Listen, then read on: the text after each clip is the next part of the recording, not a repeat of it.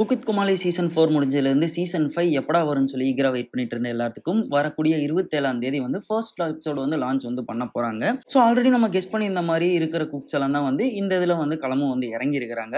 அதுலேயும் குறிப்பாக கோமாளிகளில் புதுமுகங்களாக வந்து நிறைய பேரை களம் இறக்கி இருந்தா கூட ஆல்ரெடி அவங்கள விஜய் டிவியில் நம்ம பல முறை வந்து பார்த்த பரிச்சயப்பட்ட முகங்களாக தான் வந்து இருக்கிறாங்க.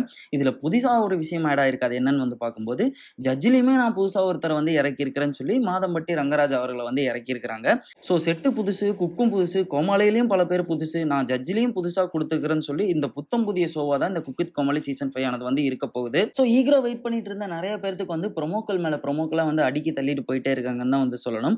அதுலயும் குறிப்பா கோமாளிகள்ல ஆல்ரெடி வந்து லெஜெண்டா இருந்துட்டு இருக்கிற புகழ், சுனிதா, குரேஷி அண்ட் சரத் இவங்க 4 பேருமே வந்து திரும்பவும் இந்த இதுல வந்து ஆட் ஆயிருக்காங்க. சிவாங்கி அவர்களால இதை வந்து கலந்துக்க முடியலங்கிற ஒரு விஷயத்த அவங்களுமே வந்து அவங்களுடைய சோசியல் மீடியா ஹேண்டில் வந்து பதிவும் வந்து பண்ணியிருந்தாங்க. ஸோ குக்ஸ்லயுமே வந்து நம்ம எதிர்பார்த்த மாதிரி விடிவி கணேஷ் அவர்கள், பிரியங்கா அவர்கள், யூடியூபர் இர்ஃபான் இவங்க எல்லாருமே வந்து ஒன் ஆஃப் த கண்டஸ்டன்ஸா வந்து இந்த இதுல வந்து கலந்து வந்து இருக்கிறாங்க. ஸோ இந்த ப்ரொமோக்கள் வந்து பார்க்கும்போது எனக்கு பிடிச்ச கோமாளி அண்ட் குக் யாரா இருக்குதுன்னு சொல்லி வந்து பார்க்கும்போது பாண்டியன் ஸ்டோர் சுஜிதா அவர்கள் குக்கா இருக்கிறாங்க. அவங்களும் அதே மாதிரி கோமாளியா வந்து ராஜாராணியில் நடிச்சிருந்த சப்னம் அவர்கள் தான் வந்து என்னோட ஃபேவரட்டா இருக்கிறாங்க. உங்களோட ஃபேவரட் யாரு அப்படிங்கிறதுனா கீழே இருக்க கமெண்ட் பாக்ஸ்ல வந்து கமெண்ட் பண்ணுங்க.